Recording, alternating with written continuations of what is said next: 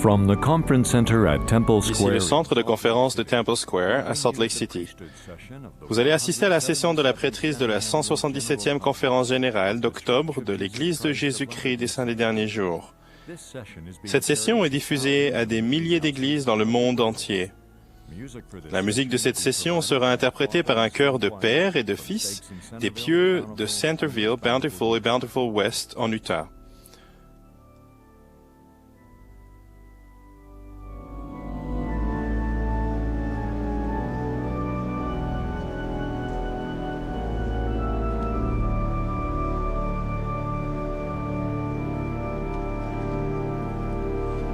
Thomas S. Monson, premier conseiller dans la première présidence de l'Église, dirigera la session de la prêtrise de ce soir.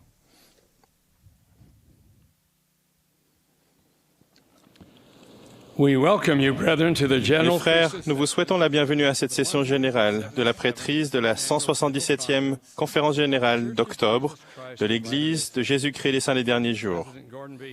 Le président Hinckley, qui préside cette conférence, m'a demandé à moi, frère Monson, de diriger cette session.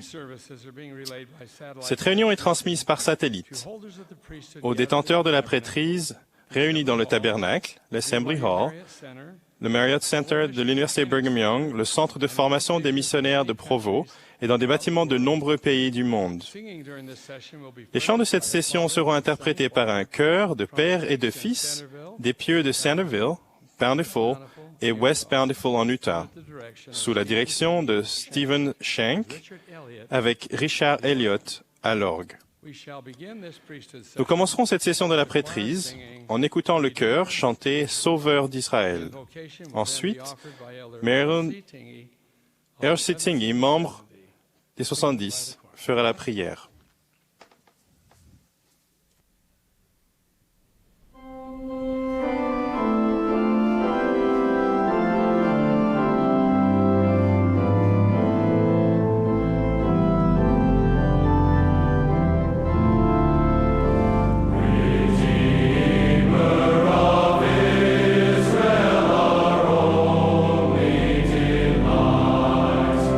On whom for a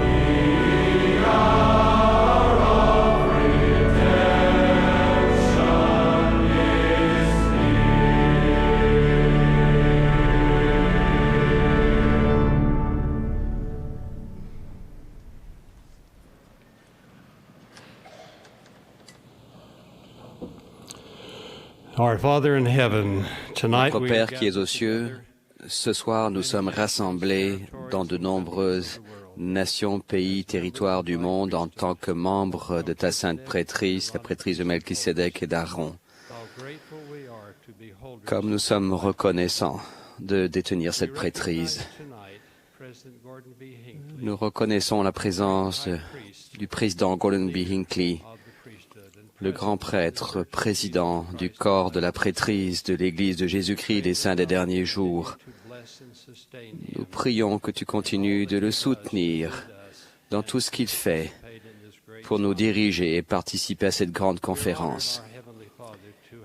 Nous nous sentons honorés, Pères aux cieux, d'avoir pu lever la main et soutenir le président Henry B. Eyring comme deuxième conseiller dans la première présidence, et Elder Quentin L. Cook comme nouveau membre du Collège des 12 apôtres, et Elder Walter F. Gonzalez comme nouveau membre de la présidence des 70. Nous sommes reconnaissants pour ces hommes, la vie qu'ils ont menée et la qualification qu'ils ont pour servir. Maintenant, Père Céleste, nous te prions que ton esprit soit avec nous. Bénis ceux qui vont s'exprimer et nous qui allons écouter, afin que nous ressentions ton esprit. Bénis les pères et les fils rassemblés, afin qu'un lien les unisse, un lien fort comme résultant de cette conférence. C'est notre humble prière, au nom de Jésus-Christ. Amen.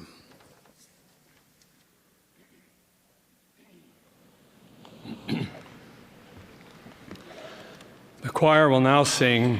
Le chœur va maintenant chanter « Sweet is the peace the gospel brings ». Après ce chant, L. Tom Perry, du Collège des 12 apôtres, nous adressera la parole, puis nous entendrons Donald Hallstrom, L. Whitney Clayton, des 70.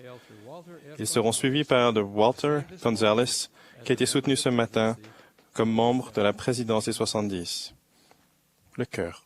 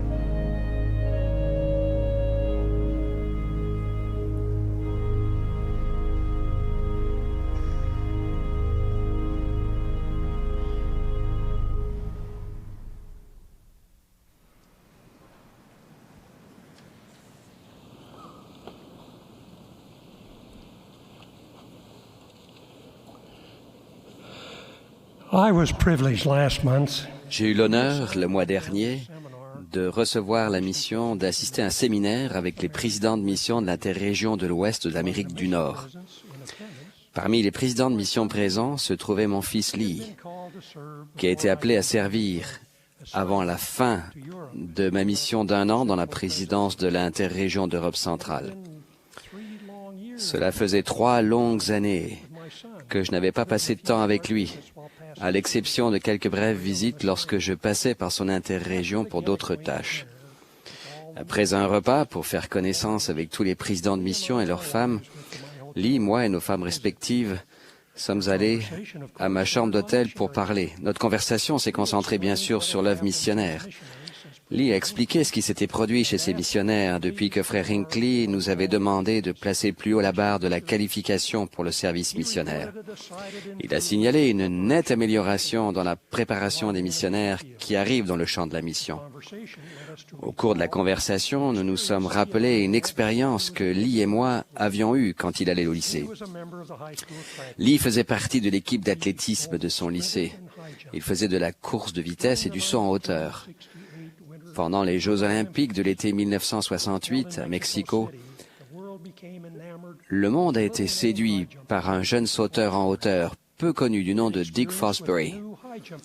Il avait essayé une nouvelle technique pour sauter en hauteur, qui consistait à courir rapidement en diagonale jusqu'à la barre, à se courber et à sauter en arrière, cette dernière technique connue maintenant sous le nom de Fosbury Flop.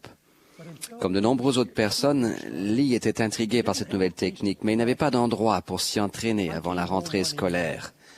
Je suis rentré un soir et l'ai trouvé dans la cave en train de s'entraîner au Fosbury Flop. Il avait empilé des chaises en guide de poteau et sautait par-dessus un manche à balai posé dessus et se servait d'un divan pour amortir sa réception. Il m'a paru clair que le canapé ne supporterait pas un tel traitement.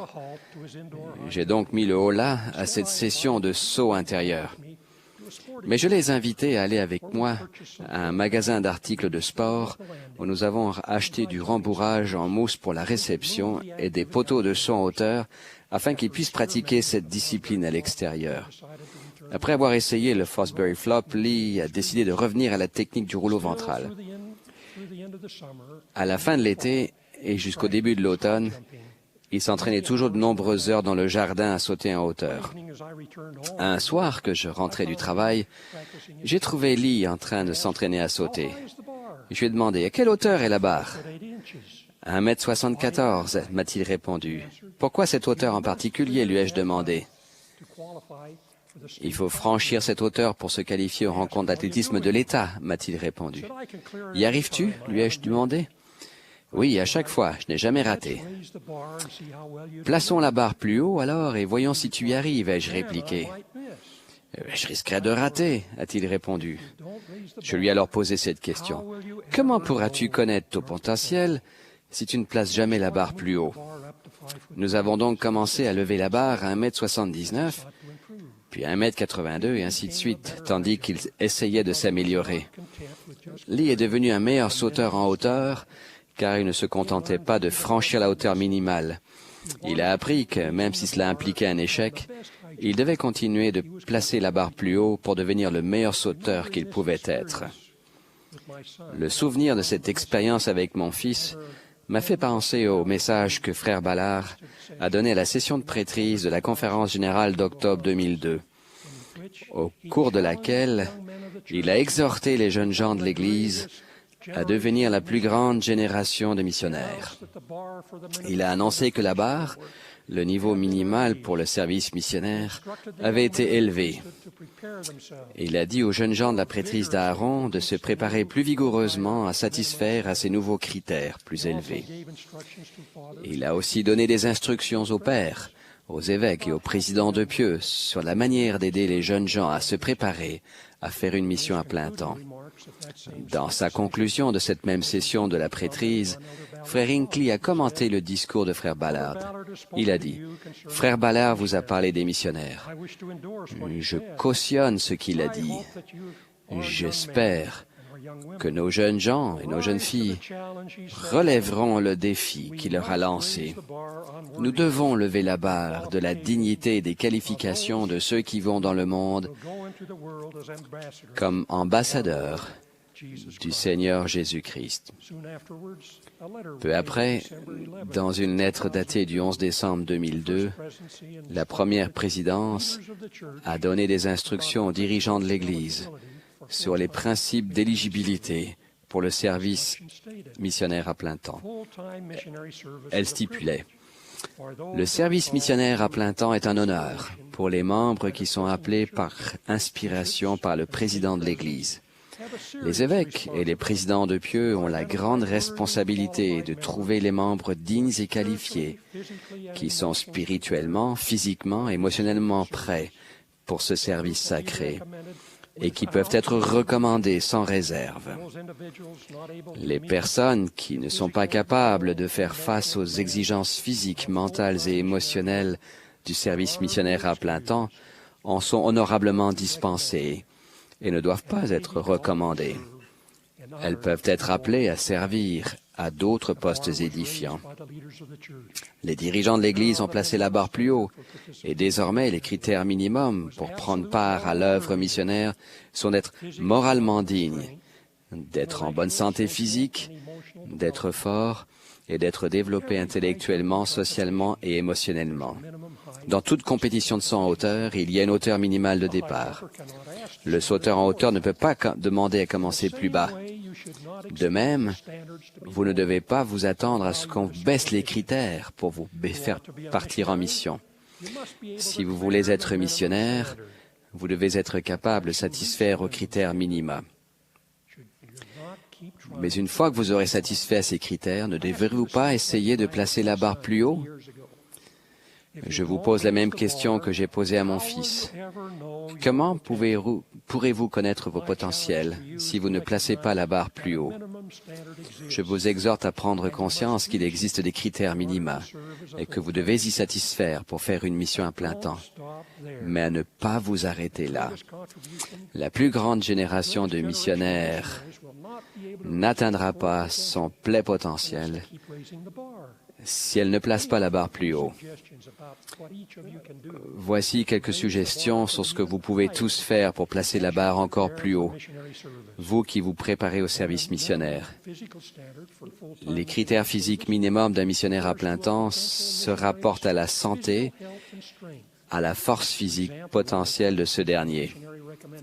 Par exemple, il est demandé dans le dossier de recommandation missionnaire si vous pouvez travailler 12 à 15 heures par jour, marcher 10 à 13 km par jour, faire 16 à 20 km par jour à vélo et monter des escaliers chaque jour.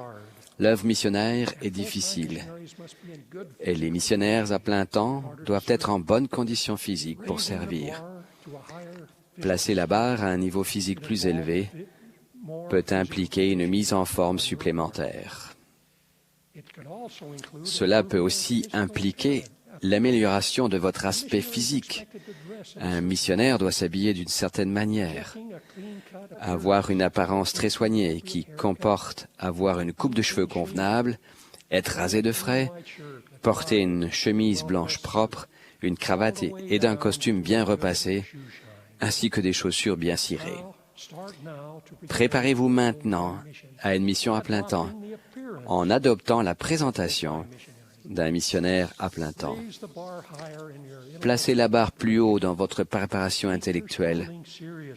Prenez vos études au sérieux. Il est important d'être capable de lire, de parler et d'écrire avec intelligence. Élargissez votre connaissance du monde qui vous entoure en lisant de bons livres.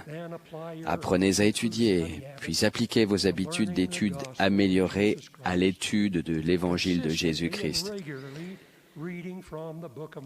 Lisez le livre de Mormon de manière régulière. Ne négligez pas la chance qui vous est donnée d'assister aux cours de séminaire et de l'Institut. Prenez part à ce formidable cadre d'apprentissage religieux et tirez avantage au maximum des Écritures que l'on y enseigne. Elles vous prépareront à présenter le message de l'Évangile rétabli aux personnes que vous aurez la chance de rencontrer.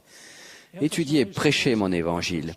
en particulier les points de doctrine de base enseignés au chapitre 3.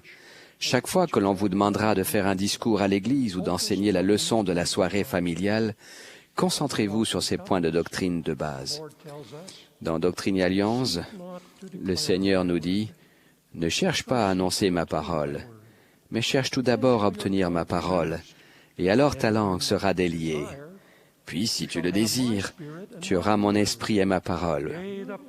Oui, la puissance de Dieu pour convaincre les hommes. » La période précédant la mission est le moment idéal pour placer la barre plus haut, tandis que vous préparez votre esprit en acquérant la lumière et la vérité de l'Évangile de Jésus-Christ. Vous devez être conscient que le service missionnaire est exigeant sur le plan émotionnel. Vous n'aurez plus de dispositif de soutien lorsque vous quitterez votre foyer et partirez dans le monde. Nombre des moyens auxquels vous avez recours pour gérer le stress, comme sortir avec les amis, rester seul, jouer à des jeux vidéo, écouter de la musique, ne sont pas permis par les règles de conduite missionnaire. Vous connaîtrez le rejet et la déception. Apprenez maintenant vos limites émotionnelles et apprenez à contrôler vos émotions dans des situations que vous rencontrerez comme missionnaire à plein temps. Ce faisant, vous placerez la barre plus haut et de fait, serez armé pour les épreuves émotionnelles du service missionnaire.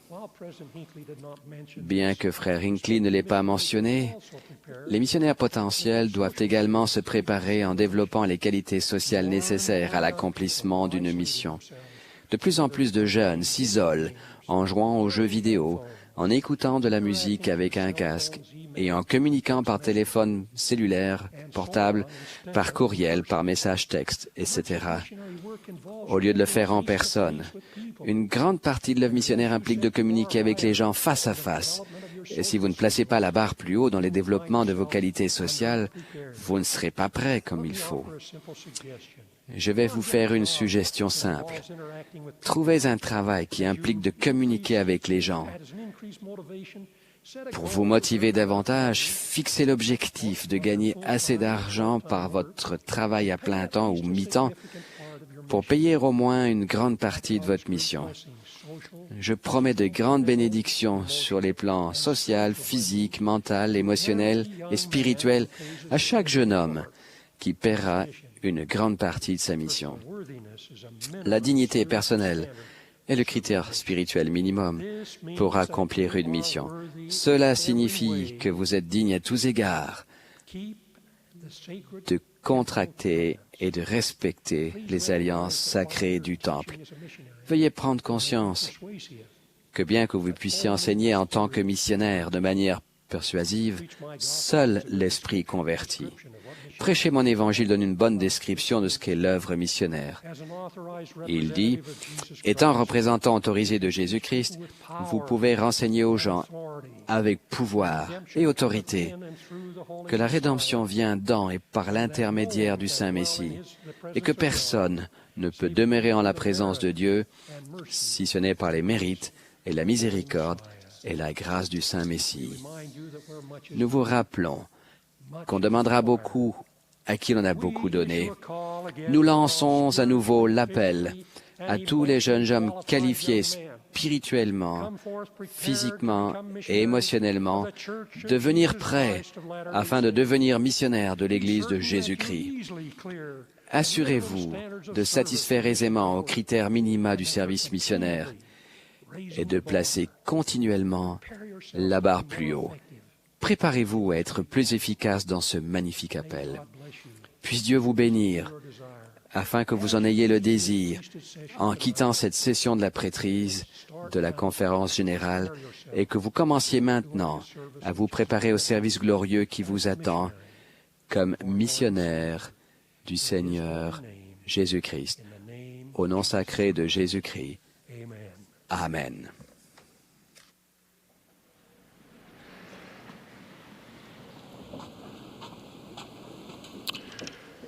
Quand notre fils aîné, qui est maintenant père de 3 enfants, et qui est assis dans cette assemblée ce soir, avait 11 ans, Il a reçu la tâche, comme les autres élèves de première année de son collège, de donner sa recette de famille favorite. Pour participer à une grande foire de printemps, sa classe préparait un livre de cuisine qui allait être distribué dans toute la collectivité. Lorsque le professeur a annoncé le projet, la date limite, qui était le vendredi en 8, notre fils Brett a immédiatement conclu qu'il y avait largement le temps de faire le travail plus tard et n'y a plus pensé. Au début de la semaine suivante, lorsque le professeur a rappelé aux élèves que la date limite était le vendredi qui venait, Brett a décidé qu'il pourrait facilement faire la tâche requise le jeudi soir et qu'en attendant, il pouvait s'occuper à d'autres choses plus agréables. Le vendredi matin, le professeur a demandé aux élèves de faire passer leur recette à l'avant de la classe. La temporisation de Brett lui avait fait oublier la tâche si bien qu'il n'était pas prêt du tout. Nerveux, il s'est tourné vers un camarade assis près de lui et lui a fait part de son problème.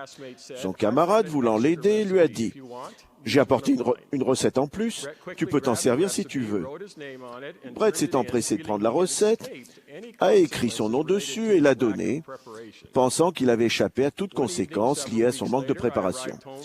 Un soir, quelques semaines plus tard, je suis rentré du travail pour faire un brin de toilette avant d'aller à mes réunions de l'église. Quelques jours auparavant, j'avais été appelé président de Pieux, après avoir été évêque pendant plusieurs années. Dans la collectivité, on nous connaissait un peu pour être des membres de l'Église qui essayaient de vivre les principes de leur religion. « Il y a quelque chose que tu dois voir », m'a dit ma femme, Diane, alors que je passais la porte.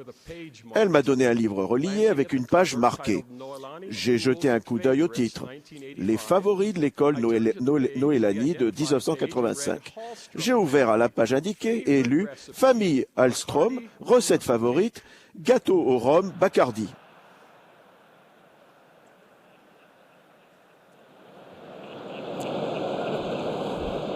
Nombre d'entre nous se mettent dans des situations bien plus graves que l'embarras parce qu'ils remettent au lendemain leur pleine conversion à l'évangile de Jésus-Christ. Nous savons ce qui est juste, mais nous reportons notre plein engagement spirituel par paresse, par peur, par justification ou par manque de foi. Nous nous convainquons qu'un jour nous le ferons.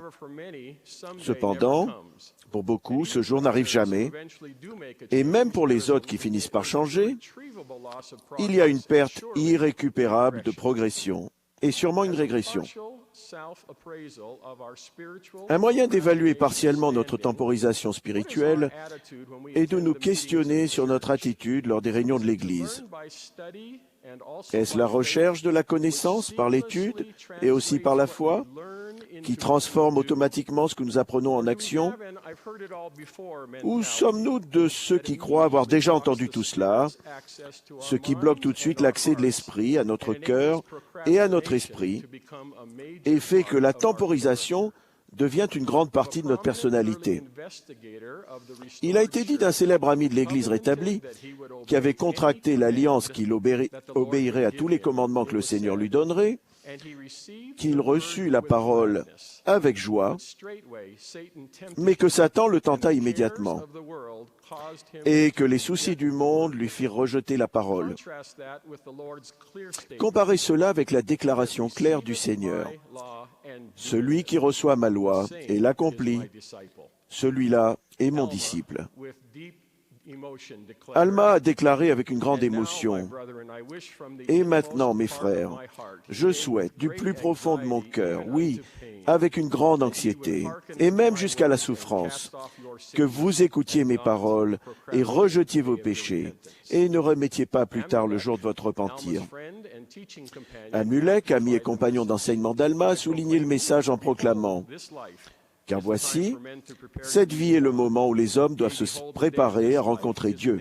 Oui, voici, le jour de cette vie est le jour où les hommes doivent accomplir leurs œuvres. Et maintenant, puisque vous avez eu tant de témoignages, je vous supplie donc de ne pas déférer le jour de votre repentir jusqu'à la fin. Quand j'avais l'âge d'un instructeur de la prêtrise d'Aaron, il me semblait être réveillé chaque samedi matin pendant des mois par le bruit que faisait mon père en jardinant devant la fenêtre de ma chambre. Il m'a fallu beaucoup de temps pour comprendre pourquoi il commençait toujours son travail sous ma fenêtre. Après avoir essayé d'ignorer le bruit pendant un moment, je me levais et je rejoignais mon père pour m'acquitter de mes responsabilités hebdomadaires de l'aider à entretenir le jardin autour de la maison. Peut-être après quelques matins où je ne m'étais pas levé très rapidement, ou en raison d'autres événements du même genre, ou pour que j'agisse, il m'avait fallu l'encouragement répété de mon père, il s'est assis un jour avec moi et m'a montré la photo d'un ail, animal connu pour sa paresse. Ensuite, il a ouvert les Doctrines et Alliances et m'a fait lire. Car voici, il n'est pas convenable que je commande en tout, car celui qu'il faut contraindre en tout est un serviteur paresseux et sans sagesse. C'est pourquoi il ne reçoit pas de récompense. Depuis ce jour, cette image et cette leçon étaient pour moi un atout précieux. Un des encouragements efficaces de Spencer W. Kimball a été la formule succincte « Agis ». Il a précisé plus tard « Agis maintenant » pour enseigner de façon explicite la nécessité de ne pas remettre à plus tard. Le président Kimball a également enseigné le principe profond « La temporisation mène à la perte de l'exaltation ». Il a ajouté « Un des plus grands défauts humains de tous les temps est la temporisation, le refus d'accepter ses responsabilités maintenant. Beaucoup se sont laissés détourner et sont devenus esclaves de l'indolence mentale et spirituelle et de la recherche des plaisirs profanes. Nombre d'entre nous veulent la solution facile, celle qui ne nous demandera pas de travail sérieux et de sacrifice. J'ai cru l'avoir trouvée un jour. J'étais en voiture dans le fond d'une vallée verdoyante au-dessus d'Honolulu. J'ai levé les yeux et il y avait une rue qui s'appelait rue Facile. Tandis que je songeais aux avantages de ma découverte qui allait changer ma vie, j'ai pris mon appareil photo pour immortaliser ce moment de félicité. Mais en regardant à travers le viseur, j'ai fait la mise au point au sens propre et au figuré. Un grand panneau jaune m'a ramené à la réalité. La rue Facile était une impasse. La temporisation peut sembler être la solution facile, car elle dispense temporairement de l'effort nécessaire à l'accomplissement de quelque chose d'important. Paradoxalement, elle finit par créer un lourd fardeau, marqué par la culpabilité et le manque de satisfaction.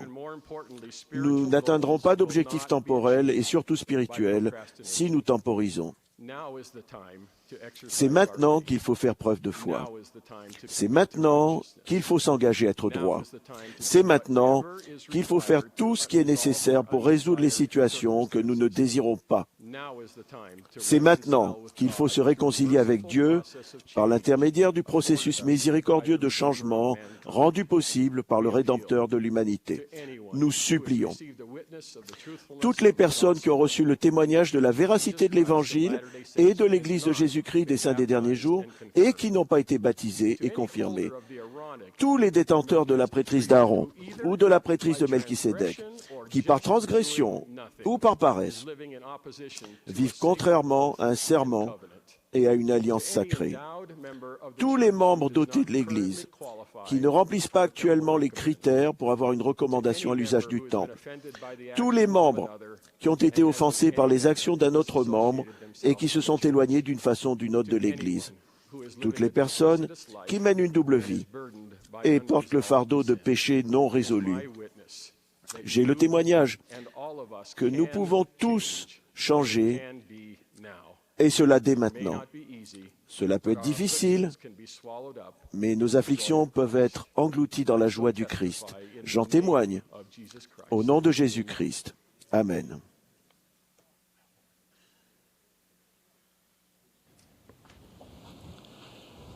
Nous marchions, ma femme et moi, sur une plage des Antilles par un matin ensoleillé il y a plusieurs années.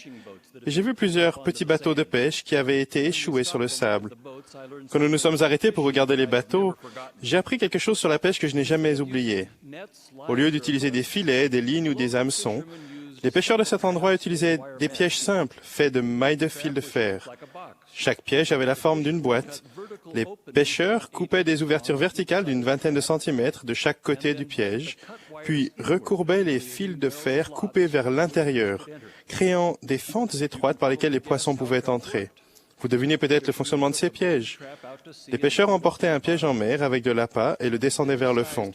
Quand un poisson assez grand pour constituer un repas approchait du piège et flairait l'appât, il trouvait une ouverture sur le côté du piège et parvenait à entrer en se faufilant entre les fils de fer coupés. Alors, quand un poisson pris au piège essayait de sortir, il découvrait que c'était une chose de se faufiler dans le piège et entre les fils de fer coupés, mais que c'était tout autre chose de sortir en passant le long de ses extrémités pointues. Il était pris. À leur retour, les pêcheurs sortaient le piège de l'eau et le poisson attrapé devenait vite un repas marin tout frais. Dans l'Ancien Testament, on raconte l'histoire de quelqu'un qui est tombé dans un piège similaire. C'était le puissant roi David, et ce qui lui est arrivé est l'une des histoires les plus tristes des Écritures. Au temps où les rois se mettaient en campagne, David envoya Joab avec ses serviteurs et tout Israël contre les fils d'Ammon. Mais David resta à Jérusalem. Un soir, David se leva de sa couche et, comme il se promenait sur le toit de la maison royale, il aperçut de là une femme qui se baignait et qui était très belle de figure. David apprit que la femme s'appelait Bathsheba. Uri, son mari, qui était soldat, combattait les Ammonites avec le reste de l'armée, là où David, leur roi, aurait dû se trouver. David fit amener Bathsheba au palais. Ils commirent l'adultère, elle devint enceinte, et David commença à avoir peur que l'on découvre leur adultère. Espérant couvrir son péché, David ordonna le retour d'Uri à Jérusalem. Uri revint, mais refusa, par principe, d'aller chez lui auprès de Bathsheba. David prit alors des dispositions pour qu'Uri soit tué au combat. Cette série de décisions terribles entraîna la mort d'Uri et le malheur de David, de Bathsheba, puis par la suite de tout le royaume. Par un puissant euphémisme, la Bible dit ce que David avait fait déplut à l'Éternel. Voyez-vous comment David a été pris au piège? Il était sur la terrasse d'un toit de son palais et, en contrebas dans une cour voisine, il a vu quelque chose qu'il n'aurait jamais dû voir. C'était l'appât de l'adversaire. La pudeur, la chasteté et le bon sens exigeaient que David se détourne immédiatement et ne regarde pas. Mais il n'a fait ni l'un ni l'autre. Il a préféré se laisser aller à des fantasmes interdits. Ses pensées l'ont mené à des actes et les choses ont rapidement tourné de mal en pis jusqu'à devenir fatales. David a été pris au piège et pour lui, les conséquences ont été éternelles. Aujourd'hui, il existe un piège spirituel appelé pornographie, et beaucoup, attirés par ces messages provocants, tombent dans ce piège mortel. Comme tous les pièges, il est facile d'y tomber, mais difficile d'en sortir. Certains se justifient en disant qu'ils peuvent voir accidentellement de la pornographie sans souffrir de ses effets néfastes. Au début, ils disent « Ce n'est pas si mauvais » ou « Qu'est-ce que ça peut faire ? Ça ne changera rien » ou « Ce n'est que par curiosité ». Mais ils se trompent. Le Seigneur a lancé l'avertissement suivant. « Celui qui regarde une femme pour la convoiter reniera la foi et n'aura pas l'esprit. Et s'il ne se repent pas, il sera chassé. » C'est exactement ce qui est arrivé à David. Il a regardé Bathsheba, l'a convoité et a perdu l'esprit. Comme le reste de la vie de David aurait été différent s'il avait seulement détourné les yeux. En plus de perdre l'esprit, les amateurs de pornographie perdent la perspective et le sens des priorités.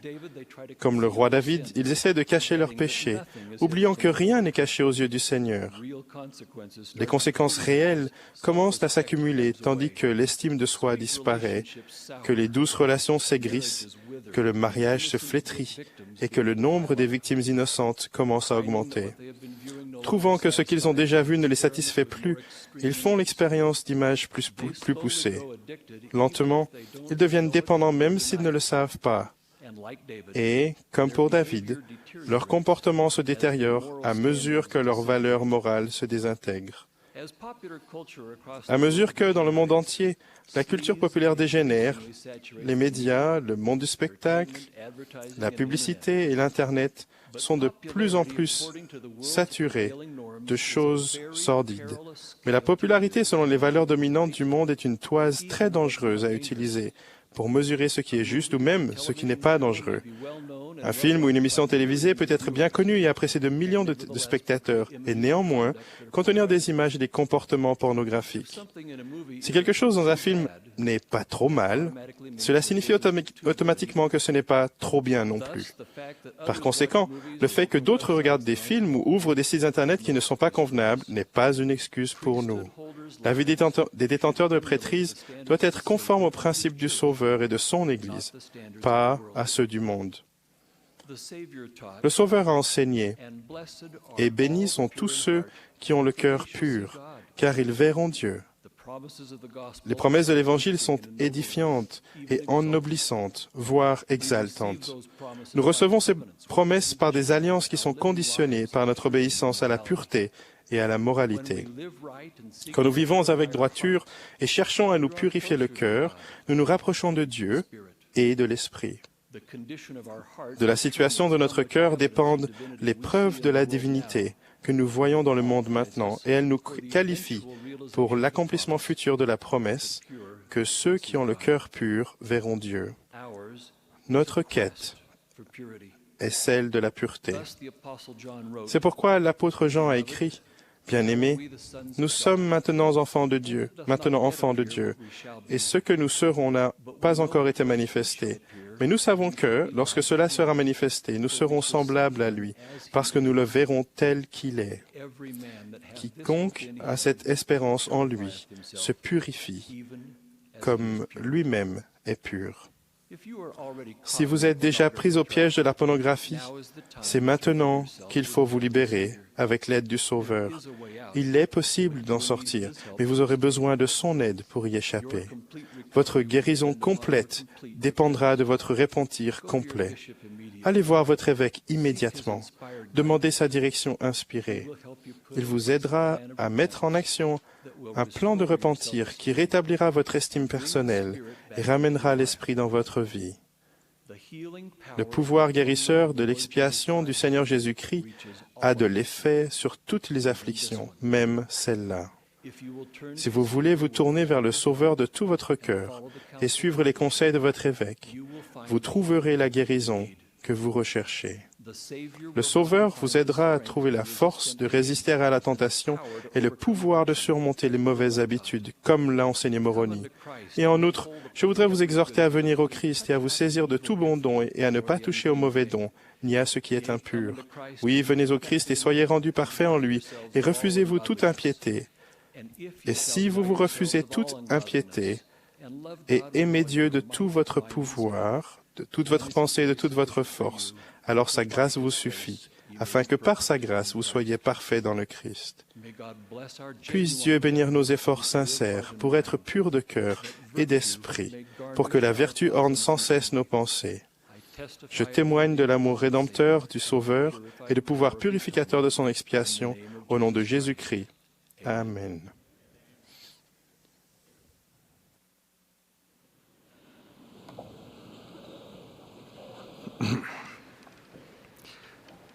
Quand le président James E. Faust nous a informés, ma femme et moi, de notre mutation à Lima, au Pérou, nous ne nous doutions pas que le 15 août 2007, quelques jours seulement à peine après notre arrivée, nous allions être témoins d'un tremblement de terre dévastateur.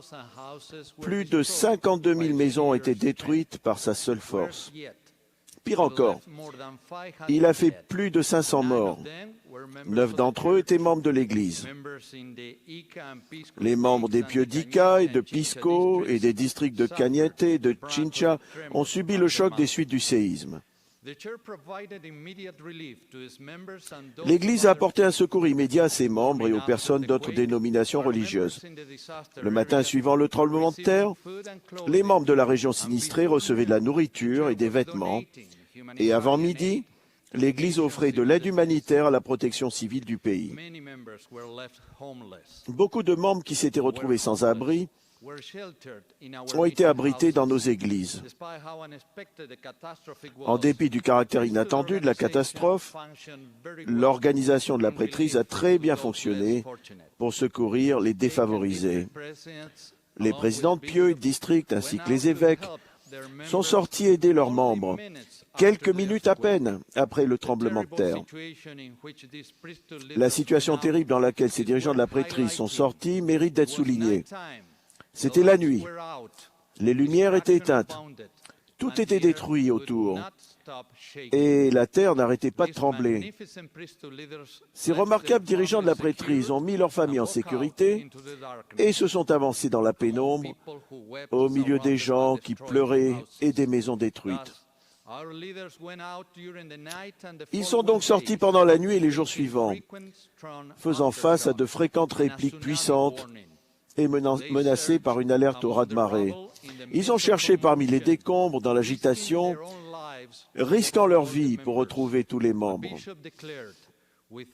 Un évêque a déclaré, « Sans trop hésiter, j'ai couru à la recherche de mes frères, de mes sœurs et de mes dirigeants de l'Église.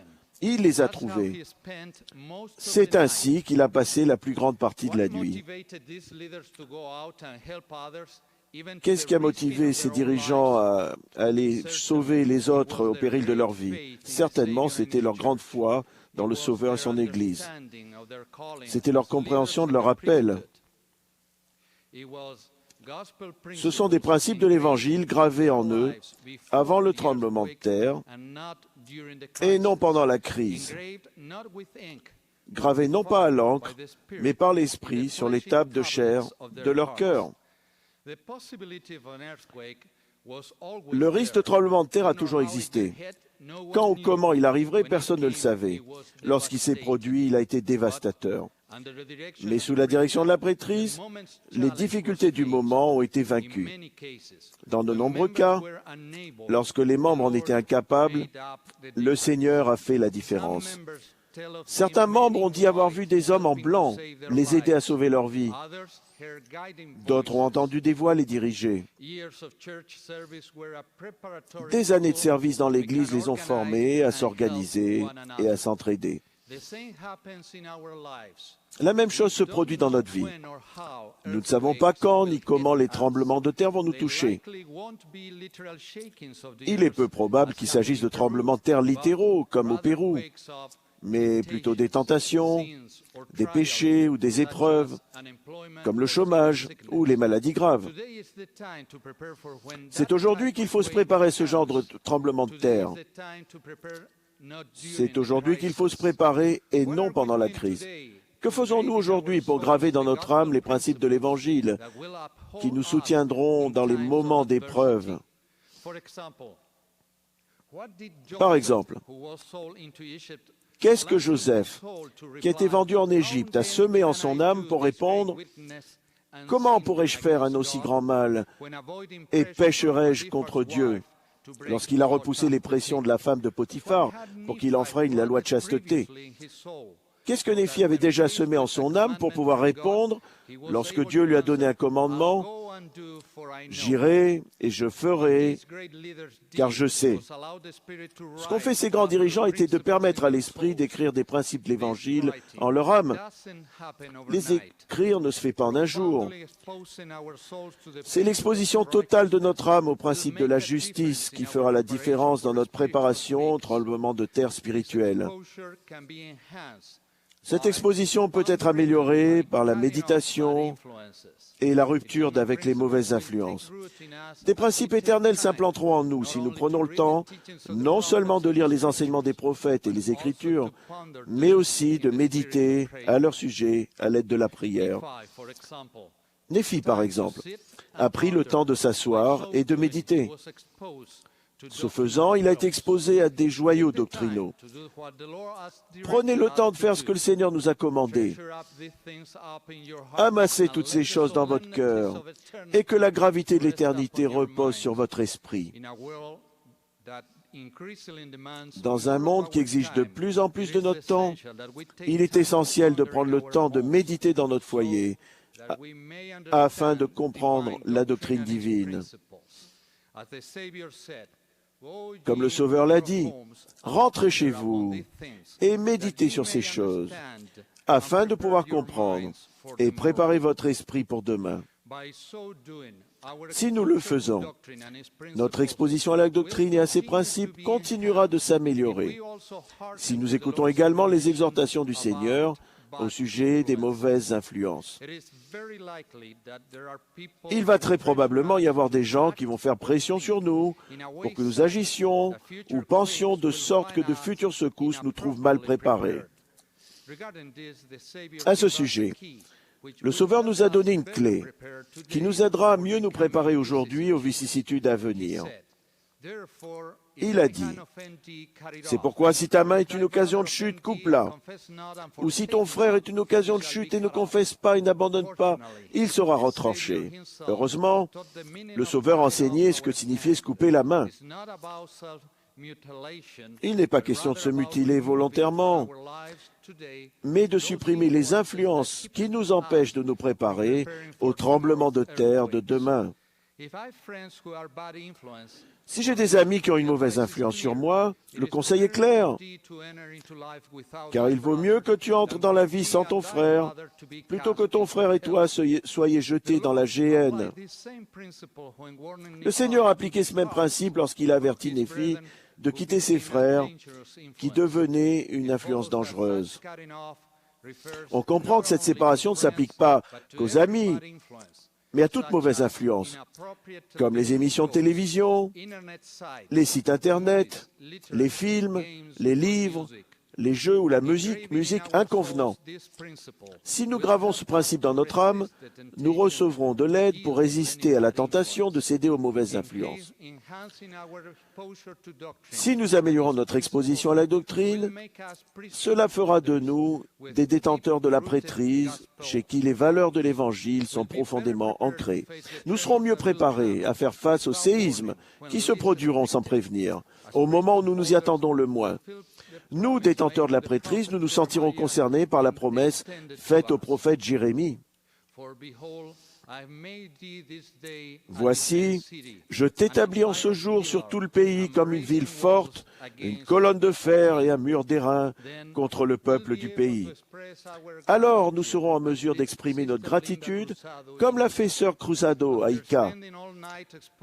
Après avoir passé la nuit exposée aux éléments, elle a écrit: au point du jour, le lendemain, notre Père Céleste a montré son amour par un soleil chaud qui s'est levé tôt, et la nuit, il nous a réconfortés par une nuit étoilée. C'est aujourd'hui le moment d'être vaillant et de décider d'exposer réellement et profondément notre âme aux enseignements de notre Sauveur.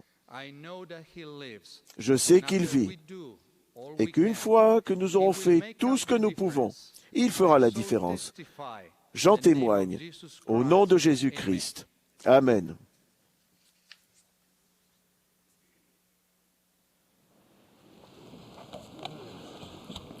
Thank you, brethren. Merci, mes frères. Le chœur et l'assistance vont maintenant chanter tout au sommet des monts. Ensuite, nous entendrons président Henry B. Eyring, qui a été soutenu ce matin comme deuxième conseiller dans la première présidence. Après le discours de frère Eyring, le président Hinckley m'a demandé de vous adresser la parole. Maintenant, le chœur et l'assemblée vont chanter.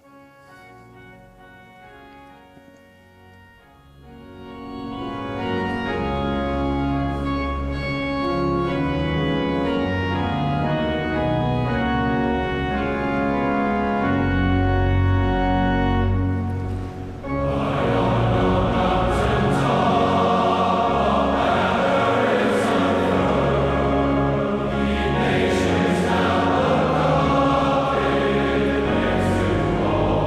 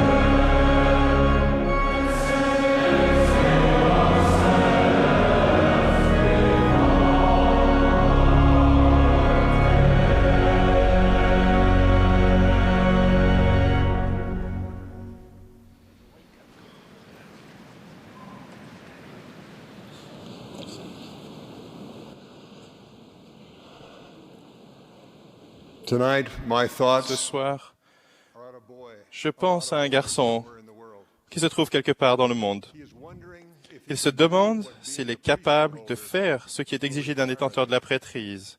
I had that worry when I Je m'inquiétais de cela quand j'avais 13 ou 14 ans. had grown up in the mission J'avais grandi à un endroit du champ de la mission où il n'y avait qu'une branche minuscule qui se réunissait dans notre maison. family moved Puis ma famille s'est installée dans une région où il y avait des pieux, de grandes paroisses et des églises, des collèges de garçons qui semblaient tous en avoir beaucoup plus que moi sur ce que font les détenteurs de la prêtrise. in that ward a complicated Dans cette prêtrise, dans cette paroisse, il y avait une manière compliquée de distribuer la Sainte Seine. J'étais presque certain mistake. que j'allais faire une erreur quand cela a été mon tour de distribuer ou de préparer la Sainte Seine. My fear and desperation. Je me souviens d'être sorti seul de l'église par peur et par désespoir. J'étais inquiet. J'ai prié pour avoir de l'aide et un peu d'assurance que je n'allais pas faire de faute au service de Dieu dans sa prêtrise. Now, many years later, De nombreuses années ont passé depuis. Je détiens la prêtrise de Melchizedek depuis plus de 50 ans. Mais au cours des derniers jours, I have prayed with that same j'ai prié avec la même ferveur pour recevoir de l'aide et de l'assurance que je n'échouerai pas come to me to serve. dans l'appel qui m'a été lancé à servir au sein de la première présidence. D'autres semblent beaucoup plus en mesure de servir et beaucoup mieux préparés. I prayed this Mais tandis que je priais cette fois, j'ai perçu une réponse qui m'a probablement été envoyée à l'extérieur de l'église de la paroisse de Yalecrest il y a longtemps. C'est la même réponse que vous pouvez vous attendre à recevoir vis-à-vis d'un appel à servir dans la prêtrise qui vous semble dépasser vos capacités. Le message peut vous parvenir par des mots dans votre tête ou une impression ou par les deux. Mais il encore comportera au moins 3 choses pour vous donner de l'assurance et vous guider dans ce que vous devez faire dans cet appel qui semble vous dépasser. D'abord, l'assurance naîtra du souvenir d'occasion où notre Père Céleste vous a aidé à surmonter des dangers et des difficultés. C'est ce qui s'est produit pour moi ces derniers jours. Quand j'étais jeune still living in New Jersey. et quand j'habitais encore le New Jersey, It was when a large crowd of angry une grande foule de gens furieux s'est rassemblée devant notre maison. my mother Ma mère est sortie, standing alone seule, à leur rencontre, dans cette foule de gens qui me paraissaient très dangereux. what she said. Je n'ai pas entendu ce qu'elle leur a dit, mais au bout de quelques minutes, ils sont partis calmement. Je me rappelle encore avoir vu un miracle. I was older. J'ai le souvenir plus récent, quand j'étais plus âgé, A crowd of angry d'une foule de gens furieux que la première présidence m'avait demandé d'affronter who suddenly et qui, soudain et de manière inexplicable, ont été touchés par un esprit de calme et de réconciliation. another memory. J'ai été envoyé Sent to speak to leaders, parler aux dirigeants d'églises des États-Unis ministers of their church. et à des représentants de ces églises qui s'étaient réunis à Minneapolis pour débattre du problème de la concurrence entre les églises. Sheep stealing. Ils appelaient ça voler des brebis. When I arrived, Quand je suis arrivé, I found j'ai appris that I was assigned to que je devais faire un discours. subject was to be Le sujet en était why was there a need pourquoi il était nécessaire qu'il y ait un rétablissment de la véritable Église par l'intermédiaire de Joseph I was Smith. a last minute substitute. Je devais remplacer à la dernière minute frère Neil et Maxwell. When I arrived in the À mon city, arrivée dans la ville, meetings, la veille des réunions, looked at the program. j'ai regardé le programme. Hinckley. J'ai alors appelé le président Hinckley. Meetings were to last 3 days, Je lui ai dit que les réunions devaient durer 3 jours, given at the same time. que de nombreux discours devaient être prononcés en même temps, que les gens pouvaient choisir ceux qu'ils iraient écouter. J'ai dit que je pensais que personne ne viendrait à ma deuxième session si je disais la vérité And that I might be et coming que home very quickly. je rentrerais probablement très vite. Je lui ai demandé ce que je devais faire selon lui. Il m'a répondu, Your best judgment. faites le meilleur usage de votre jugement. I prayed through the night. J'ai prié toute la nuit. Somewhere near dawn, Peu avant l'aube, sure, j'ai eu l'assurance que je devais parler not du rétablissement non en disant voici ce que nous croyons qui est arrivé à Joseph Smith et pourquoi nous croyons que c'est arrivé, mais voici ce qui est arrivé à Joseph Smith et pourquoi le Seigneur l'a fait. Pendant la nuit, il ne m'a pas été donné d'assurance quant au résultat, juste une directive claire d'aller de l'avant. À ma stupéfaction, après mon discours, les ecclésiastiques ont fait la queue pour me parler. Chacun d'eux, venant me trouver l'un après l'autre, m'a raconté la même histoire en substance. Chacun d'eux avait rencontré, à un moment ou à un autre, un membre de l'Église qu'il admirait. Beaucoup ont dit qu'ils habitaient dans une ville où le président de Pieux était venu à l'aide, non seulement de membres de l'Église, mais de leur collectivité à l'occasion d'une catastrophe. Ils m'ont demandé alors si je pouvais saluer et remercier des gens que non seulement je ne connaissais pas, mais que je n'avais aucun espoir de rencontrer un jour. À la fin de ces 3 jours de réunion, les gens venaient en nombre de plus en plus grand écouter le message du rétablissement de l'Évangile et de la véritable Église de Jésus-Christ. Non parce qu'ils croyaient au message, mais parce qu'ils avaient vu la bonté dans la vie des gens, les fruits de ce rétablissement. Tandis que je priais, au cours de ces dernières nuits, ces souvenirs et d'autres ont afflué et m'ont donné l'assurance suivante. N'ai-je pas toujours veillé sur toi? Pense aux fois où je t'ai guidé près des eaux tranquilles. Rappelle-toi les fois où j'ai dressé une table devant toi en la présence de tes ennemis. Souviens-toi et ne crains pas le mal. Vous donc, jeunes diacres, rappelez-vous. Il a toujours pris soin de vous depuis votre enfance. Vous, jeunes présidents de collège, rappelez-vous. Vous, pères, dont les enfants sont difficiles, rappelez-vous et ne craignez pas. Ce qui est impossible pour vous est possible avec l'aide de Dieu quand on le sert. Et même quand vous étiez très petit, et au cours des années depuis, avec son pouvoir et son esprit, il est allé devant vous et a été à votre gauche et à votre droite quand vous vaquiez à son service.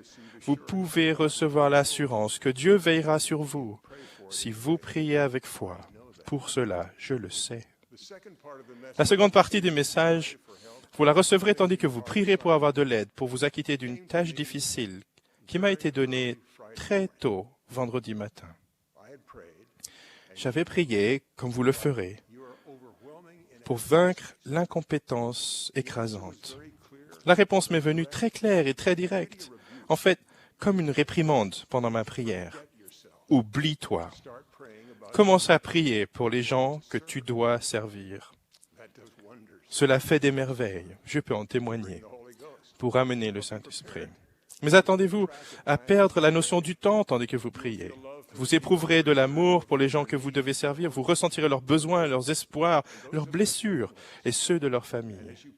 Et pendant votre prière, le cercle s'élargira plus que vous n'imagineriez, à des gens qui ne font peut-être pas partie de votre collège ou de votre famille, mais à des gens qu'ils aiment, à l'autre bout du monde.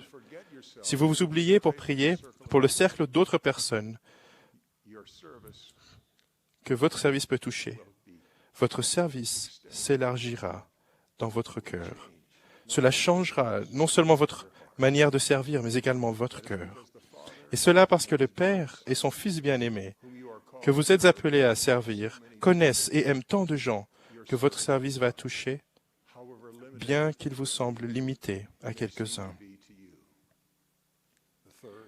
Le troisième et dernier message que vous pouvez vous attendre à recevoir quand vous priez pour recevoir de l'aide dans une tâche difficile de la prêtrise est le suivant, que j'ai reçu aussi.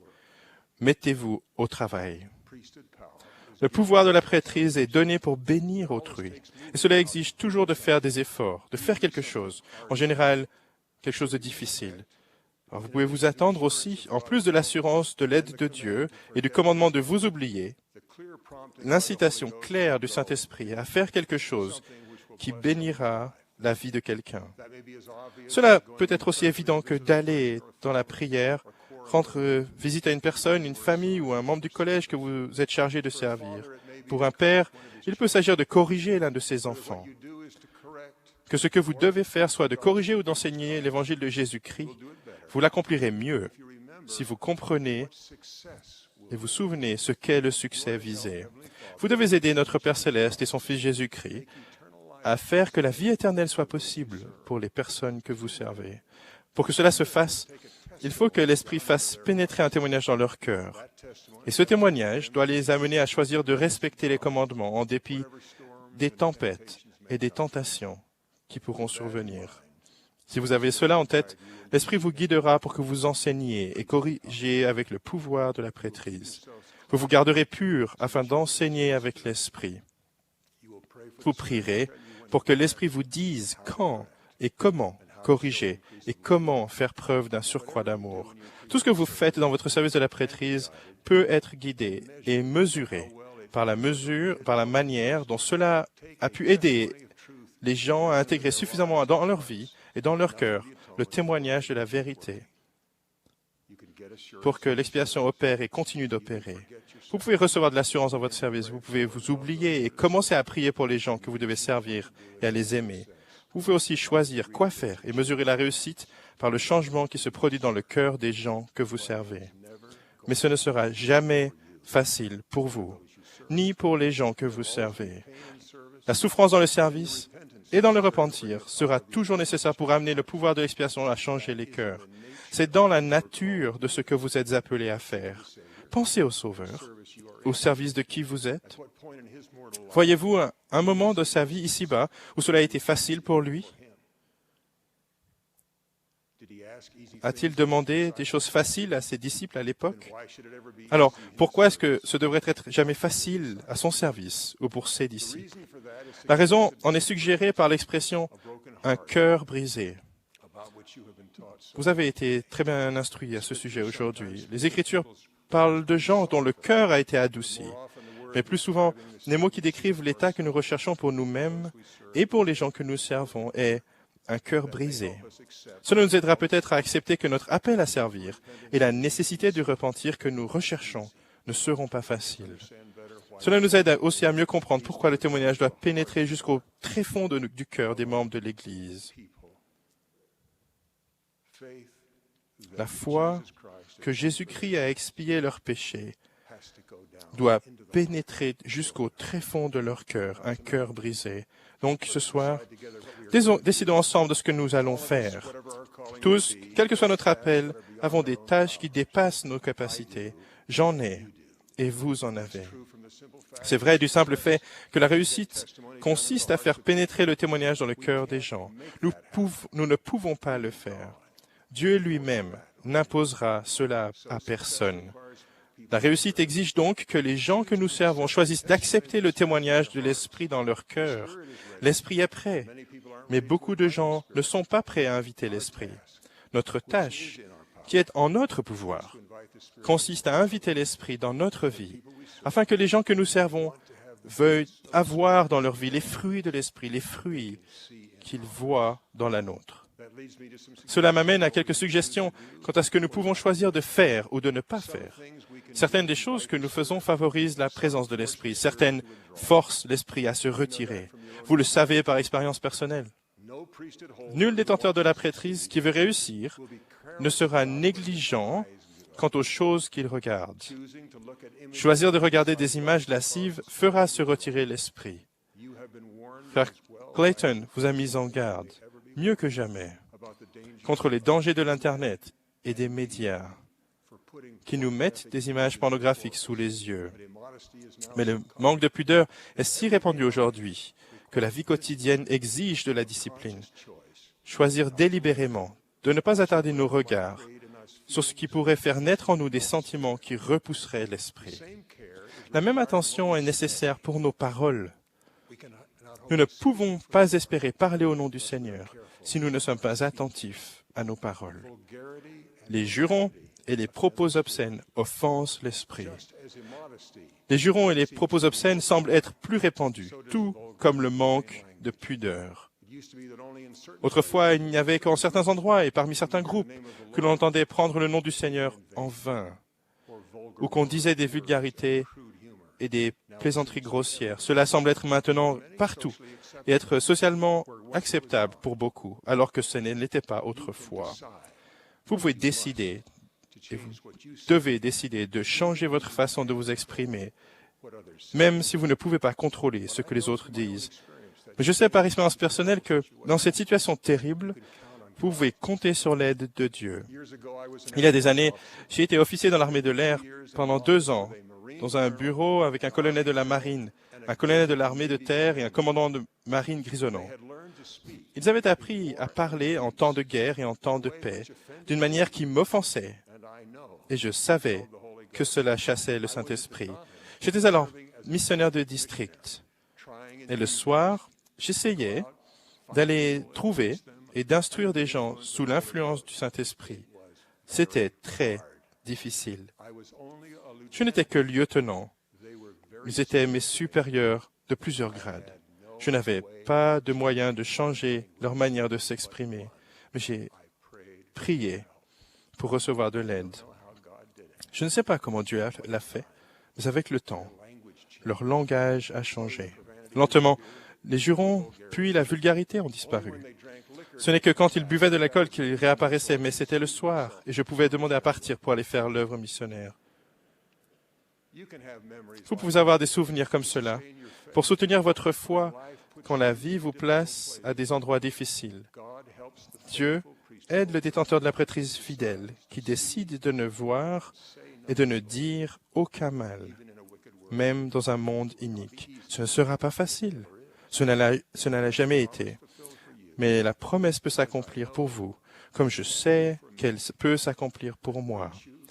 Que la vertu orne sans cesse tes pensées.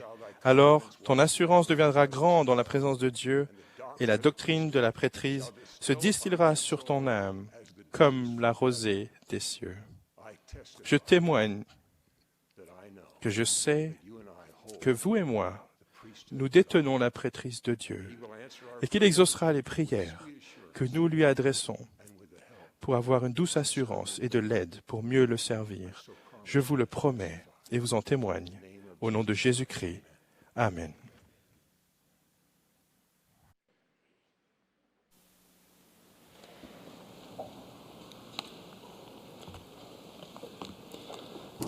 Brethren, as I gaze from frères, one end to the other of this, Alors que je regarde d'un côté d'un côté et de l'autre, say, brethren, you are an inspiring sight to c'est behold. vraiment inspirant de vous voir tous dans ce bâtiment. C'est extraordinaire de penser que dans des milliers d'églises de par le monde, d'autres détenteurs comme vous, de la prêtrise de Dieu, suivent cette émission diffusée par satellite. Nationalities vary, Vous êtes de différentes nationalités et parlez de nombreuses langues, mais un point nous unit. we have been entrusted Nous avons été chargés de détenir la prêtrise et d'agir au nom de Dieu. we are the recipients Nous avons reçu of a sacred un dépôt sacré.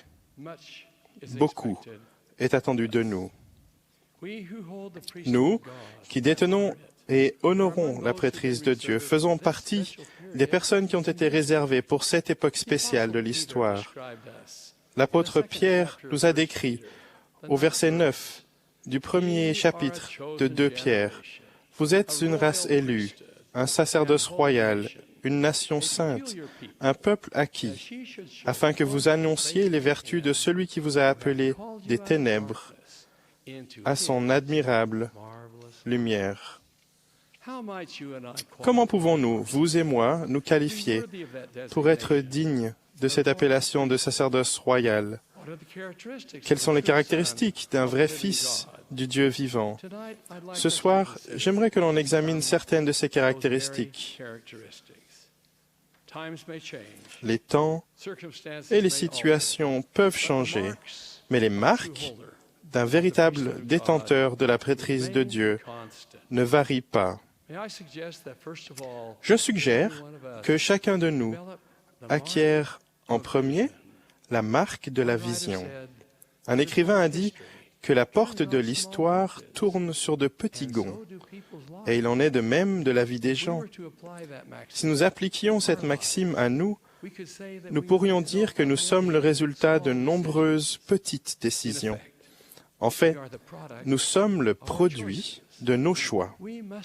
Nous devons acquérir la capacité de nous rappeler le passé, d'évaluer le présent et de voir dans l'avenir, afin d'accomplir ce que le Seigneur veut que nous fassions. Vous, jeunes gens détenteurs de la prêtrise d'Aaron, devez être capables d'imaginer le jour où vous aurez la prêtrise de Melchizedek et de vous préparer comme diacres, instructeurs et prêtres à la recevoir de Dieu. Vous avez la responsabilité d'être prêts, lorsque vous recevrez la prêtrise de Melchizedek, à répondre à l'appel du service missionnaire en l'acceptant et en le remplissant. Je prie sincèrement pour que chaque garçon et chaque homme acquièrent la marque de la vision. Le deuxième principe que je souhaite souligner comme caractéristique d'un vrai détenteur de la prêtrise de Dieu est la marque de l'effort. Il n'est pas suffisant de vouloir faire l'effort et de dire que nous le ferons. Nous devons effectivement faire l'effort. C'est en agissant, pas seulement en pensant, que nous accomplissons nos objectifs. Si nous remettons sans cesse nos objectifs à plus tard, jamais nous ne les accomplirons. Quelqu'un a dit, si vous ne vivez que pour demain, vous aurez aujourd'hui beaucoup d'hier vides. En juillet 1976, Gary Bjorklund était déterminé à se qualifier pour la course du 10 000 mètres dans l'équipe olympique des États-Unis pour les Jeux olympiques de Montréal. À mi-parcours de cette course de qualification éprouvante, il a perdu sa chaussure gauche. Que ferions-nous si cela nous arrivait? Je crois qu'il aurait pu abandonner et s'arrêter. Il aurait pu mettre ça sur le compte de la malchance et perdre l'occasion de participer à la plus grande course de sa vie. Mais ce champion ne l'a pas fait. Il a continué de courir sans cette chaussure. Il savait qu'il allait lui falloir courir plus vite que jamais. Il savait que ses concurrents avaient maintenant un avantage qu'il n'avait pas au départ de la course. Il a couru sur cette piste cendrée avec une seule chaussure. Il a fini 3e et s'est qualifié pour la course à la médaille d'or. Il a fait son meilleur temps. Il a fait les efforts nécessaires pour atteindre son objectif. Il peut nous arriver que nous, détenteurs de prêtrise, nous chutions, nous soyons là, épuisés, déçus ou en proie au chagrin. J'espère que, quand cela se produit, que nous persévérerons en redoublant d'efforts pour atteindre notre objectif. À un moment ou à un autre, chacun de nous sera appelé à occuper un poste dans l'Église, comme président du Collège des diacres, secrétaire du Collège des instructeurs, consultant de la prêtrise, instructeur d'une classe ou évêque. Je pourrais en citer davantage, mais vous voyez ce que je veux dire. J'avais tout juste 22 ans lorsque l'on m'a appelé évêque de la 67e paroisse de Salt Lake City. Elle comptait 1080 membres.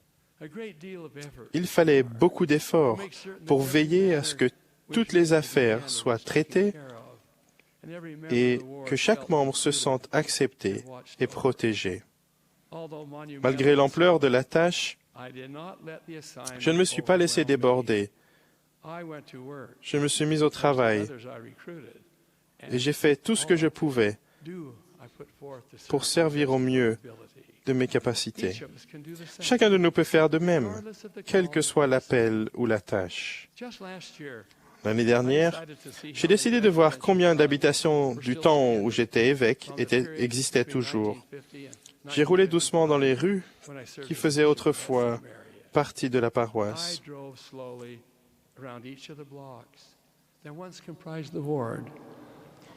J'ai été surpris de remarquer, au cours de ma recherche, que seules 3 des maisons et immeubles où avaient habité 1080 membres existaient toujours. Dans l'une de ces maisons, le jardin était couvert d'herbes folles. Ces arbres n'étaient pas taillés et personne ne vivait. Les fenêtres de l'une des deux autres maisons étaient condamnées par des planches. Elle était inhabitée. L'autre maison était transformée en un bureau modeste. J'ai garé la voiture et suis resté là, assis un moment. Je pouvais m'imaginer chaque maison et chaque immeuble, chaque membre qui habitait là-bas. Il n'existait plus, mais mes souvenirs des familles qui y avaient vécu étaient encore très vifs. J'ai pensé aux paroles de l'auteur James Sperry, qui a écrit que Dieu nous a donné des souvenirs pour que nous ayons des roses d'été à l'hiver de notre vie. J'étais rempli de reconnaissance pour l'honneur que j'avais eu de servir à ce poste. Nous pouvons avoir des bénédictions similaires si nous faisons de notre mieux dans les tâches qui nous incombent. La marque de l'effort est exigée de chaque détenteur de la prêtrise. Le troisième principe sur lequel j'aimerais insister est la marque de la foi. Nous devons avoir foi en nous et en la capacité de notre Père céleste de nous bénir et de nous guider dans nos entreprises. Il y a de nombreuses années, l'auteur d'un psaume a écrit une vérité merveilleuse. Il a dit « Mieux vaut rechercher un refuge en l'Éternel que de se confier en l'homme. Mieux vaut chercher un refuge en l'Éternel que de se confier au grand. » En d'autres mots, plaçons notre confiance dans la capacité du Seigneur à nous guider. Les amitiés, nous le savons, peuvent changer, mais le Seigneur est constant. Shakespeare, dans sa pièce Henri VIII, a enseigné cette vérité par l'intermédiaire du cardinal Wolsey, homme de grand prestige et rempli de fierté, parce qu'il était l'ami du roi. Lorsque l'amitié a pris fin, le cardinal Wolsey a été dépossédé de son autorité, ce qui fait qu'il a perdu de sa prééminence et de son prestige. Il avait tout obtenu, puis tout perdu. Profondément affligé, il a dit une grande vérité à son serviteur Cromwell. Il dit, « Oh Cromwell, Cromwell, si j'avais mis au service de Dieu la moitié seulement du zèle que j'ai mis au service du roi, il ne m'aurait pas à mon âge livré nu à mes ennemis. » J'ai bon espoir que chacun de nous, ce soir, aura la marque de foi au cœur. J'ajoute à ma liste la marque de la vertu. Le Seigneur a fait remarquer que la vertu devait sans cesse orner nos pensées, comme nous en avons parlé aujourd'hui. Je me rappelle une réunion de la prêtrise dans le tabernacle de Salt Lake City, lorsque j'avais la prêtrise d'Aaron. Le président de l'Église s'adressait à la prêtrise et il a fait une déclaration que je n'ai jamais oubliée. Il a dit en substance que les hommes qui commettent l'adultère ou d'autres péchés ne le font pas en un clin d'œil. Il a souligné que nos pensées précèdent nos actions et que, lorsque nous commettons un péché, c'est parce que nous avions d'abord pensé à le commettre. Il a déclaré que le moyen d'éviter le péché est de garder nos pensées pures. Un passage d'Écriture dit « Car il est comme les pensées de son âme ». Nous devons avoir la marque de la vertu. Pour être missionnaire dans le royaume de notre Père céleste, nous devons avoir le droit à la compagnie de son Saint-Esprit. Il nous a été dit précisément que son Esprit ne demeurerait pas dans un tabernacle impur ou impie.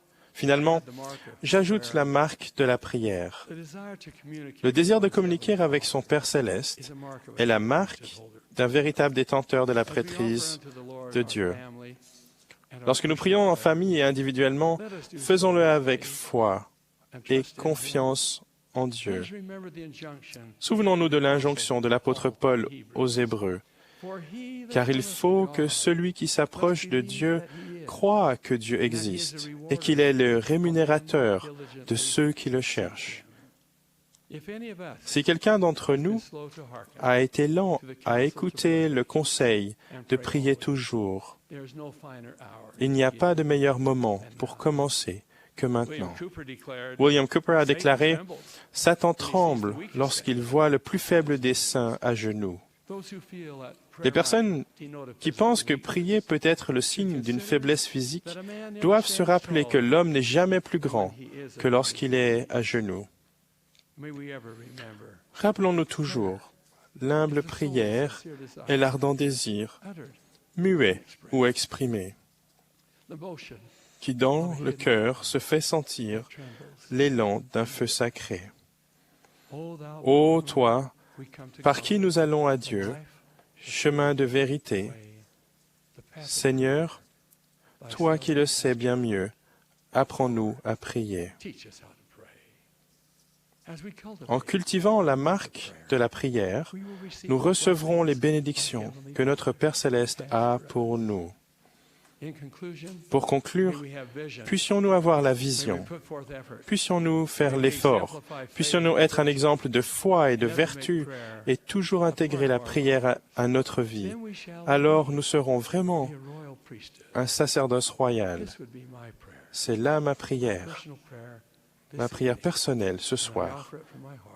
Et je l'offre de tout mon cœur au nom de Jésus-Christ. Amen.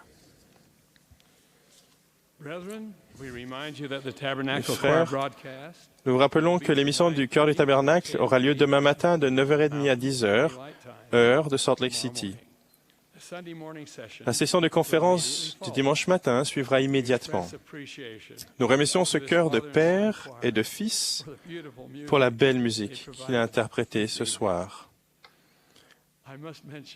Je dois rajouter une chose encore que j'ai observée alors que les garçons et leur père chantaient.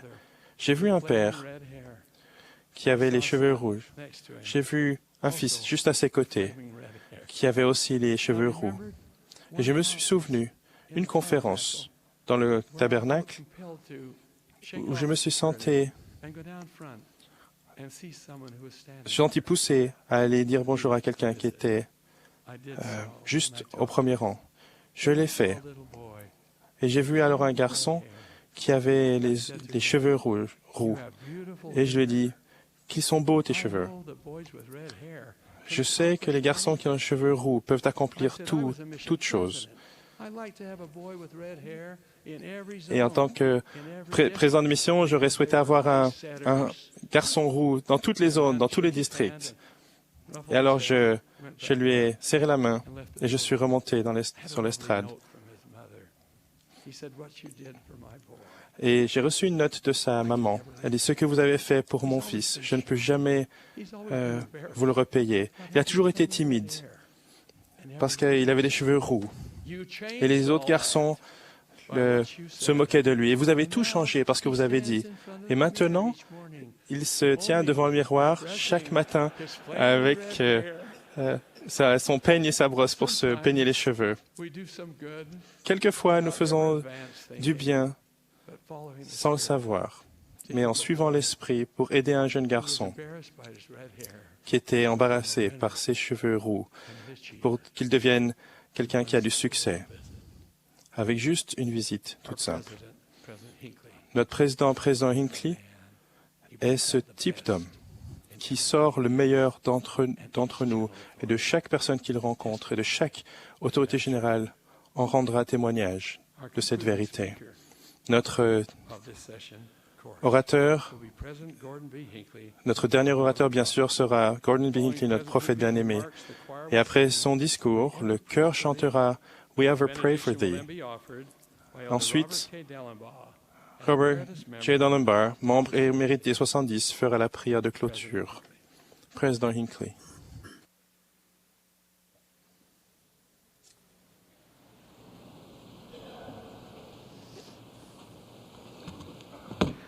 Brother Monson, Frère Monson, I'm looking for you to dye your hair. j'aimerais bien que vous coloriez vos cheveux.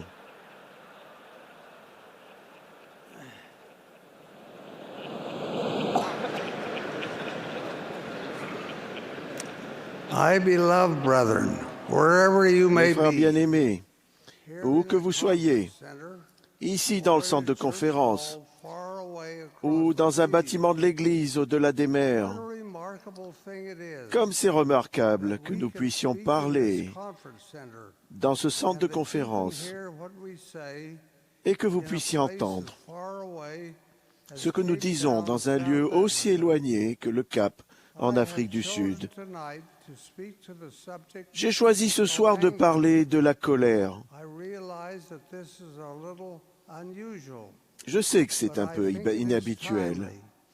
mais je pense que c'est Proverb opportun. in the Old Testament states, Un proverbe de l'Ancien "Slow Testament to dit anger is better « Celui than qui est the lent à la mighty, colère vaut and mieux he qu'un that héros, ruleth his spirit than et he celui qui that est maître de taketh a lui-même city." que celui qui prend des It is villes. when we become angry that we get into trouble. C'est quand nous nous mettons en colère que viennent les difficultés. La rage au volant qui touche nos routes est une expression détestable de la colère. J'irai jusqu'à dire que la plupart des détenus de nos prisons y sont parce qu'ils ont fait quelque chose sous l'emprise de la colère. Dans leur colère, ils ont juré, ils ont perdu le contrôle d'eux-mêmes, et des choses terribles se sont produites, jusqu'au meurtre. Quelques moments d'offense ont été suivis d'années de regrets. Voici ce qu'on raconte de Charles W. Penrose. Il s'est converti à l'Église et a fait une mission d'environ 11 ans en Angleterre. Quand il a été relevé, il a vendu quelques-uns de ses biens pour payer son voyage jusqu'à Sion. Des saints qu'il avait observés ont dit qu'il avait pris des biens de l'Église.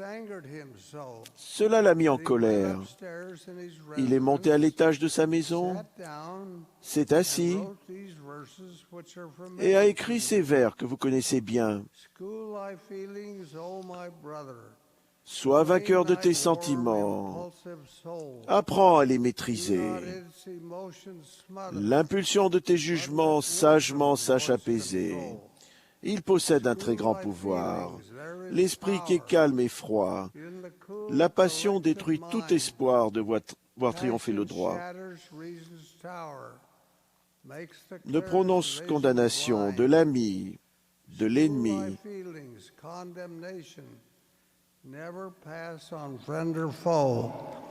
En dépit des accusations qui pourraient peser sur lui.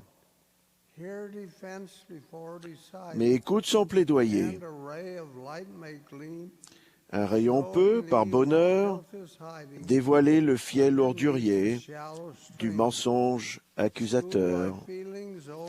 Sois vainqueur de tes sentiments, ô mon frère. Apprends à les maîtriser. L'impulsion de tes jugements, sagement sache apaiser. Il y a de nombreuses années, j'ai travaillé pour les chemins de fer. Un aiguilleur errait sur le quai. Je lui ai demandé de déplacer une voiture sur une autre voie. Il a explosé. Il a jeté sa casquette par terre et l'a piétinée, jurant comme un marin ivre. Je me suis mis à rire en le voyant agir comme un enfant.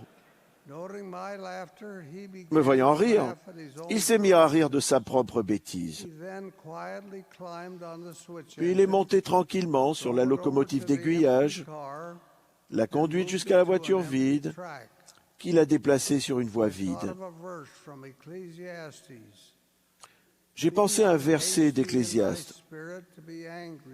Ne te hâte pas en ton esprit de t'irriter, car l'irritation repose dans le sein des insensés. La colère est la mère de tout un tas de mauvaises actions. J'ai découpé dans le journal du matin un article qui se terminait par la déclaration suivante.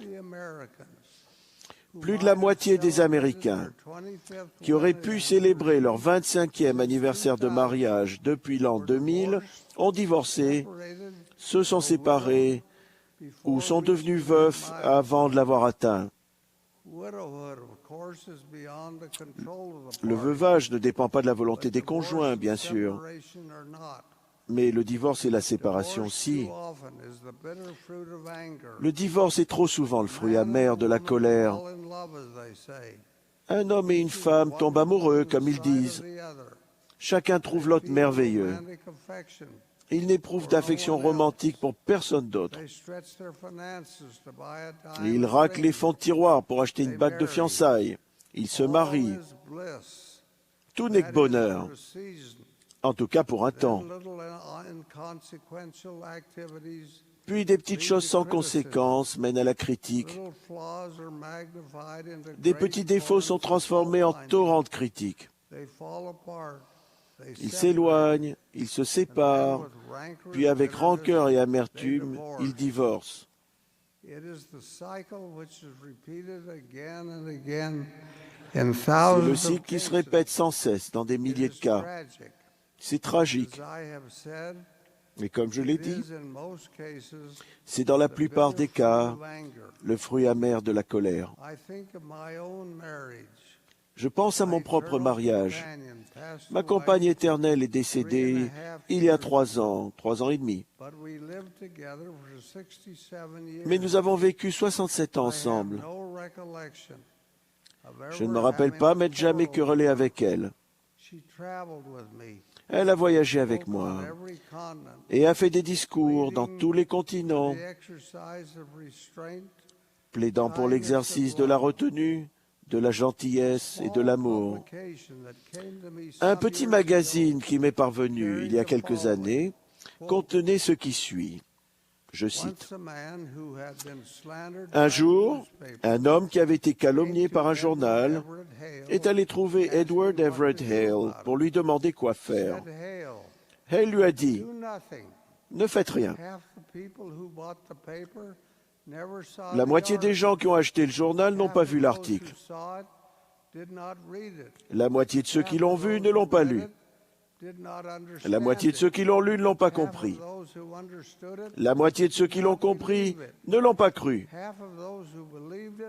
La moitié de ceux qui l'ont cru ne sont de toute façon pas intéressants. »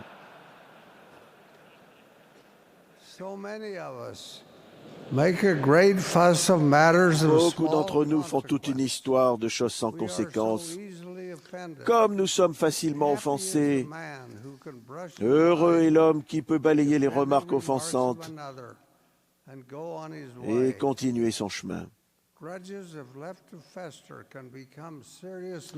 La rancune, si on la laisse s'envenimer, peut devenir une maladie grave, comme un mal douloureux. Elle peut accaparer tout notre temps et toute notre attention. Guy de Maupassant a écrit une chronique intéressante qui l'illustre bien.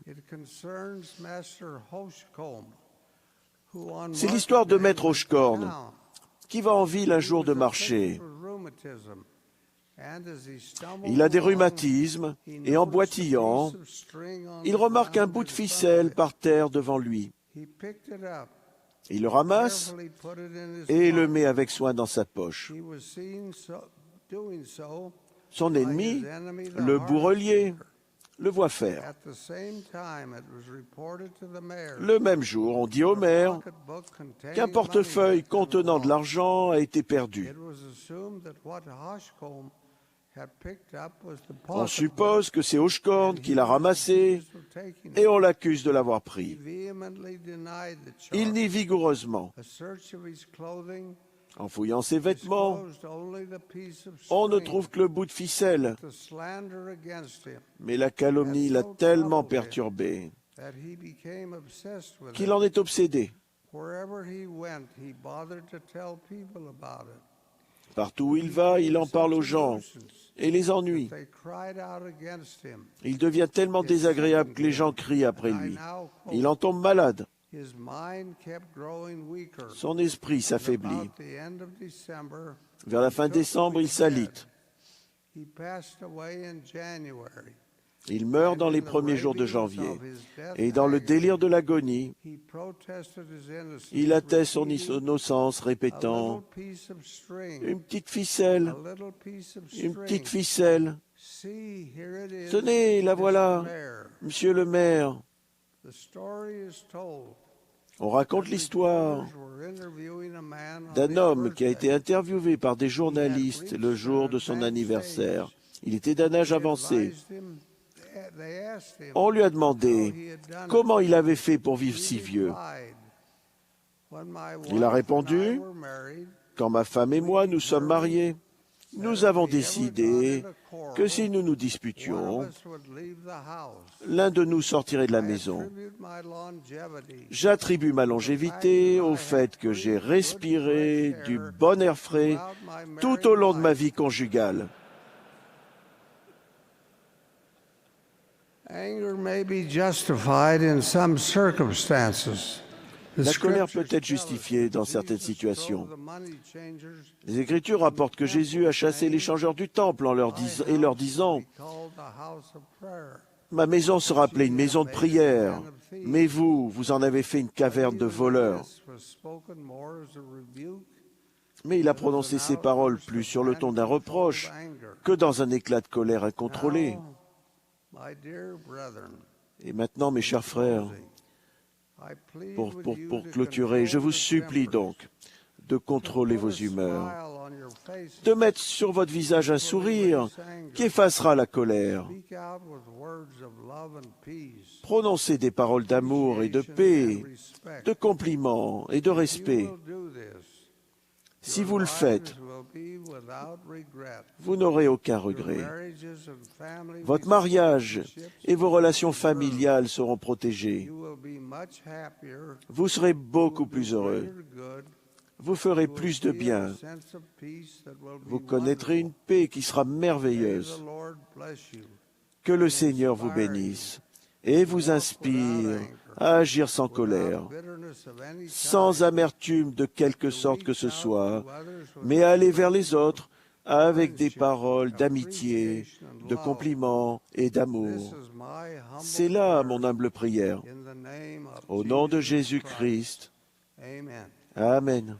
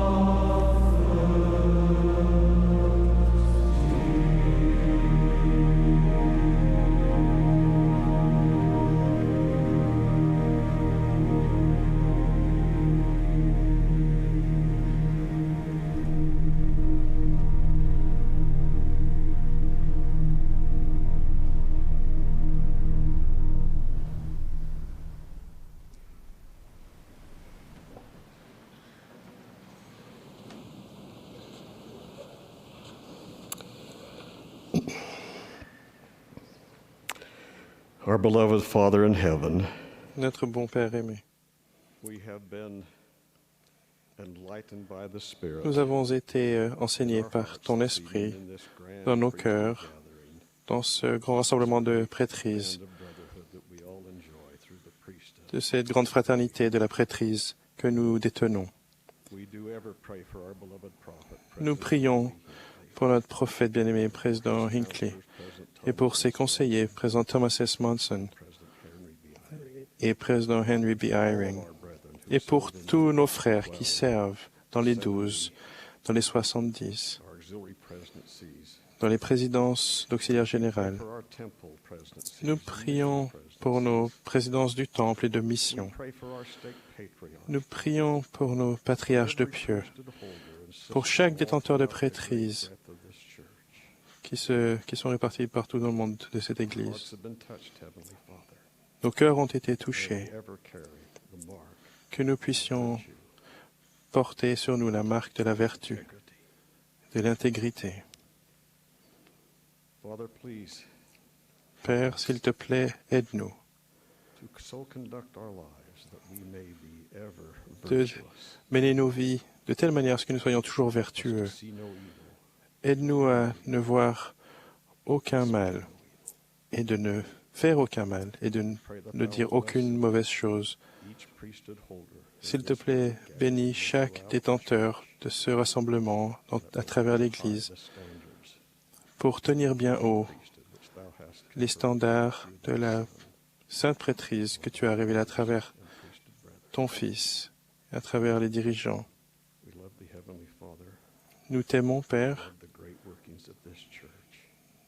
nous aimons la grande œuvre de cette Église et nous sommes si reconnaissants pour le sacrifice expiatoire de ton Fils. Benediction upon this. Et demandons que tu nous bénisses et bénisses cette réunion au nom de Jésus-Christ. Amen.